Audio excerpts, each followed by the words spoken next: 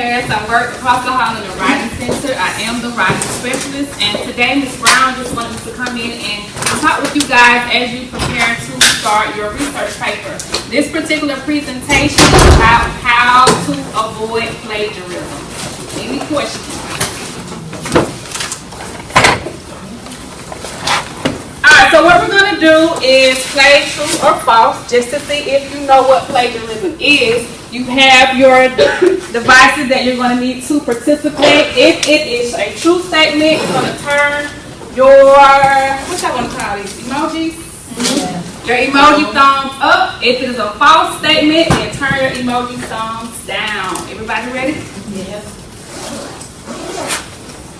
Plagiarism is copying another's work or borrowing someone else's original idea. True or false? Alright, great, excellent. Plagiarism is stealing someone else's work and passing it off as your own. Alright, great. Plagiarism is when you use someone else's work and you give them credit for it.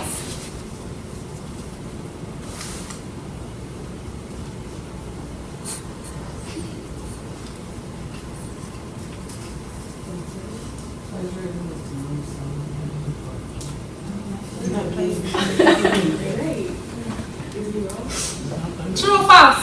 False. Why? Because you're giving them credit. If you give them credit, then are you plagiarizing? No, it's only plagiarism when you do not give them credit. Excellent job. Alright, plagiarism occurs when you turn in someone else's work.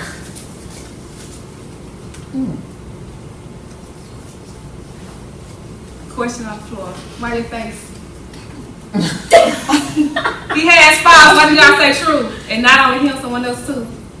Why did y'all say true? Because it's not yours. That's the Right. whole point. I mean, you're not copying off of it, but you're not copying off of it. You just turn it into somebody, so that's not cheating. If you copy off of it, it's cheating. Like, are you turning it in as your own, or you just turning it in? You are turning it in as if you did the assignment as your own.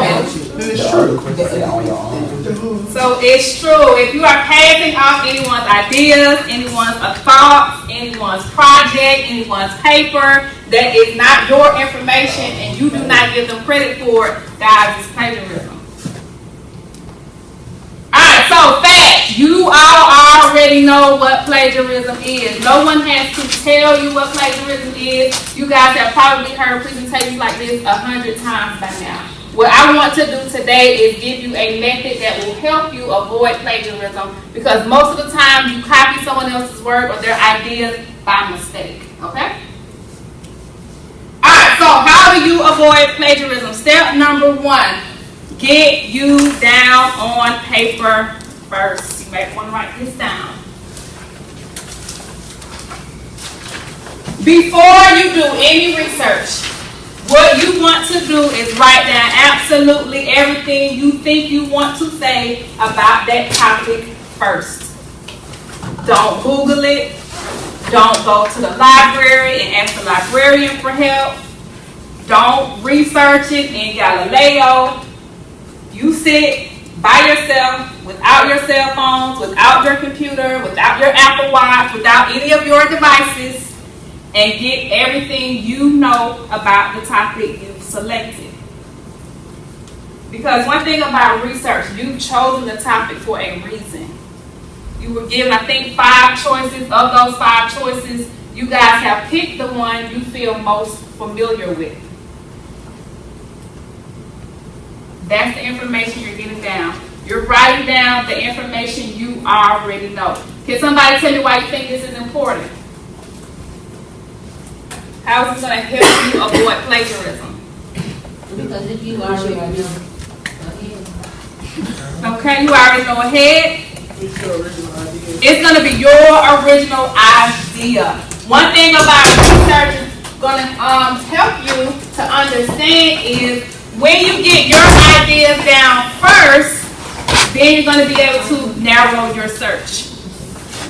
Anytime you go into any type of search engine, whether it be Galileo, whether you type something in Google, how many items pop up? A lot. You type type in racism, we probably could search racism if we went down the little pages. Now, until we had kids, so y'all had grandkids, we could be searching for days. You want to narrow down your search. So what you're going to do next is in your paper that you wrote, your original idea, your original thoughts, you're going to highlight the parts you want a second opinion on. Think of research as the assistant coach. You are the head coach. Your research, their opinions that you find, that's your assistant coach. When we watch basketball, if you watch something, a football game, your assistant coaches, they aren't doing much sometimes. They're on the sidelines. So these opinions that you are researching, the actual research component of this paper, they need to serve as an assistant to you. They are not the chief. They are not the head. I want to say something else, but I won't.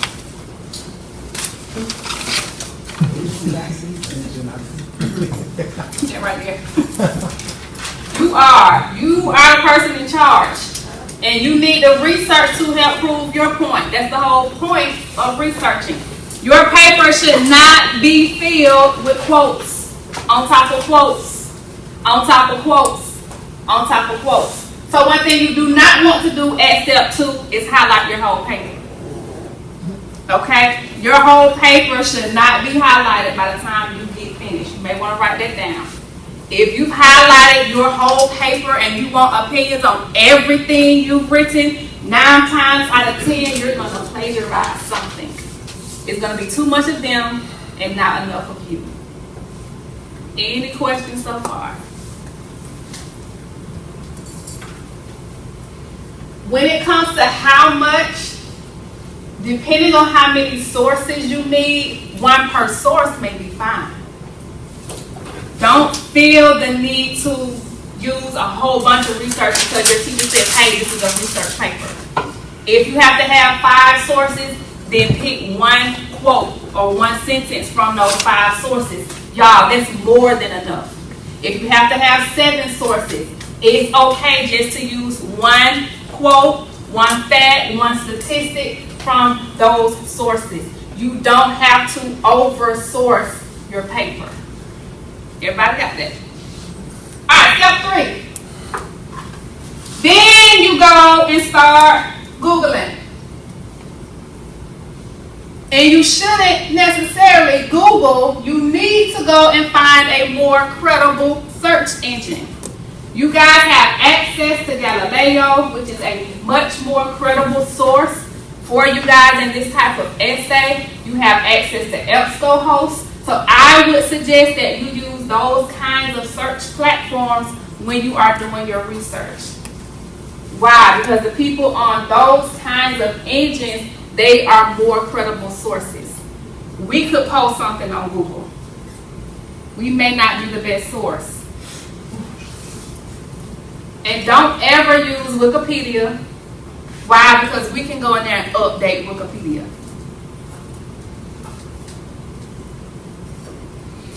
As you are conducting your research, make sure you record all of the important information that you will need. You're going to need your author's first name and last name if they provide that information for you. You're going to need the title of the article that you read or the video that you watched. You're going to need the date, the year this information was first published. Everything or anything you think you're going to need to do what? Be able to prove that this person wrote it, when they wrote it, why they wrote it, because that information is going to need to be put on your works cited page. Again, I would choose 1 or 2 quotes max, 2 ideas, 2 opinions from these sources, depending on how long your paper and how long your paper is, that matters.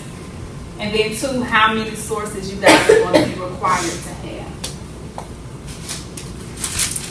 Any questions? May I move on? Yes.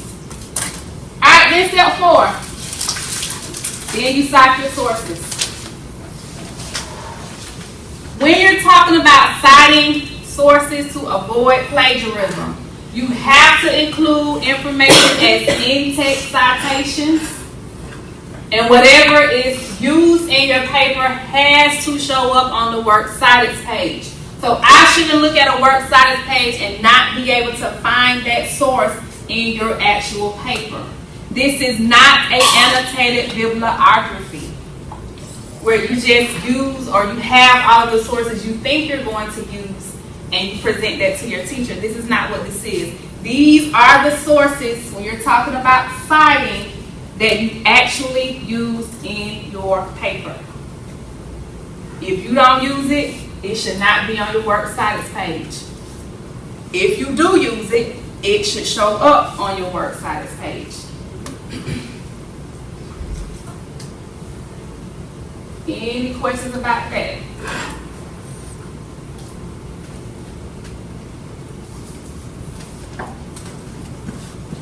Alright, so thumbs up if you've heard of in-text citations. Alright, somebody want to tell me what in-text citations are? Is it like the title, the year, or the name of the author where you got your information from that you stated? You may include some of that information depending on what format, MLA or APA format you're using. That's part of it. Anybody have anything to add? Or like when somebody say according to. According to James Brown, comma, put in his sentence, then you add Alexis's information in parentheses, and you put a period. That's the gist of it, okay? Depending on your format, how you set that up in those parentheses is going to matter. So that's in-text citation. Guys, if you do a direct quote, let's say we are directly quoting Beyonce in our paper for whatever reason about where all the black men have gone. If you don't put those quotation marks, even though I know the song, it's still plagiarism. If it's a direct quote and you don't put the quotation marks, guys, it's plagiarism. A lot of times that's why your papers are probably getting flagged in Turnitin.com. You don't put your quotation marks, or you improperly cite at this stage with your in-text citation. Maybe you're missing the author. Maybe you're missing the year. Maybe you don't include any information and you do what the people said that we talked about earlier. You just pass it off as your own. Everybody got that? Any questions? Any comments? Any concerns?